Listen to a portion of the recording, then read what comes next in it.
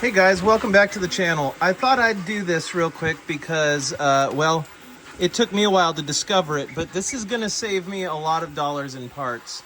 So we had a power outage, and when the power came back on, we had issues where it said that the printer could not connect to the print head. Just some weird error message that would show up on the screen, like a 2417 or something. I cannot remember the number. But it basically said there was miscommunication with the head, or that it could not get proper communication back from the heating nozzle, or whatever. So what I had been told was if you had a power surge and you didn't have the proper surge protector on it, it could possibly fry that heating head. And I think that happened the first time. But it happened again recently, and I have a really good surge protector on this thing. There's no reason it should have happened. And so there's something I noticed. The lights in the print head here sometimes aren't fully illuminated, like half of them go out or it gets weak and silly. And plus, I was having the problem where it would print something and get like 3/4 through the print and fail and say that it lost communication with the print head again.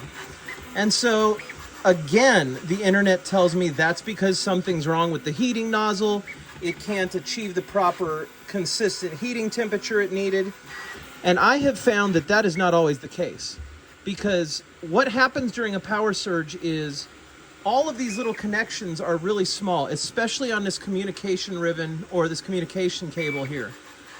It's very easy for it to get like just a tiny little spark in there that will cause some like residual carbonization of the pins or something just ridiculous like that. But my point being, I had this issue and I was so mad that I had theoretically burned out 2 or 3 print heads in 3 days on the hot end, and they're $25 a piece. And so I thought, is it possible there's something else? And I started inspecting these cables, and here's one thing I've noticed. Obviously, there's nothing really managing the slack on this the way that it's built, but you can't do much about it. I mean, honestly, it's what it is. A lot of these Ender 3v3, 3v3 Ks, KAs, VAs, I don't remember the other model numbers, but this is an awesome printer. I would dare say one of the best single color printers I've seen.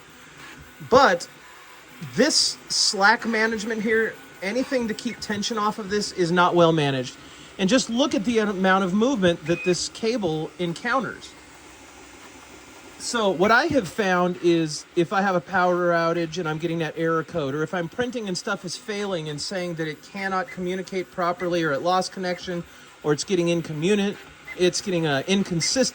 communication with the printing head, what I'm literally doing is just grabbing the back of this little cable here and wiggling it. Obviously not when the printer's running, but I've given it a couple wiggles there, and I've noticed that all of a sudden all the lights come on.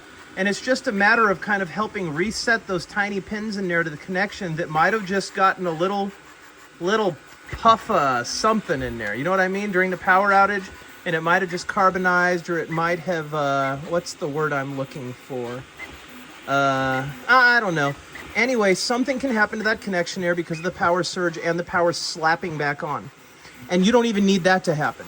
It can also just be that running like this back and forth, doing a million little movements over the course of a year.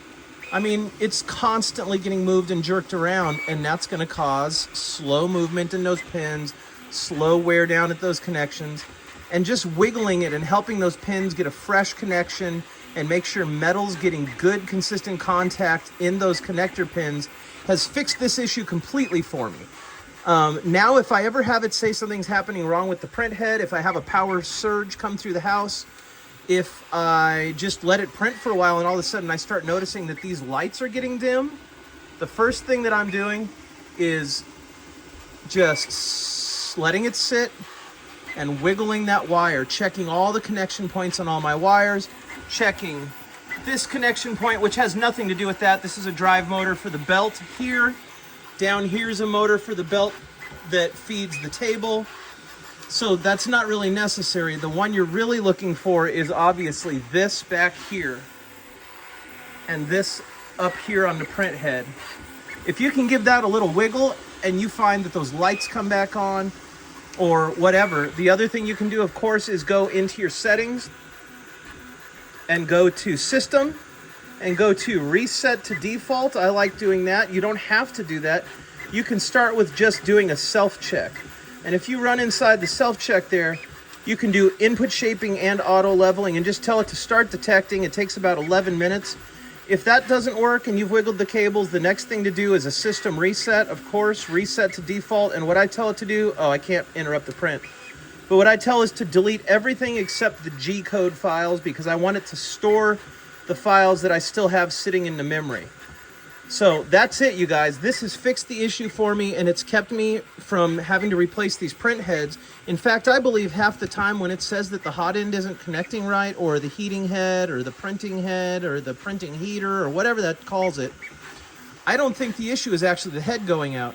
I think that it's the communication cable losing some contact. And so from now on, I'm always going to check the connection on the cable to my print head first, and I think you should too. I hope this helped you out, and I bet you for at least 50% of you watching this video, this solved your problem and will solve your problem in the future. That has to save you at least $25. It could save you a lot of money over the lifetime of your printer. I still love this Creality printer, and honestly, if I was to get another one, I would get the exact same one. Maybe I'd get the XL with the bigger print bed, but I love this printer. It's been incredible. The maintenance is easy. It just never clogs, it never jams, it works great. I love it so much, and don't lose faith in this printer. It's one of the best, I really believe it. But just check your cable connections, and honestly, you might just find that it solves all of your problems. Guys, I'd sure appreciate if you'd like, comment, and subscribe. That really helps out my channel, helps other people find videos like this if they're frustrated and getting on YouTube and not finding any information like I had happen to me before. Nobody was just saying to check the cable connection. And you know me, if it's on a car, what I'm going to say is before you start tearing car parts apart, check all the fuses. Even if it's something stupid like you're not getting any fuel, check the fuses. Always check the fuses. So with something like this, there's no fuses, but you can check all the connections and make sure. When it's saying it can't communicate, check the cables to make sure that it actually has a way to communicate. If it's not connecting correctly, of course it's not going to communicate.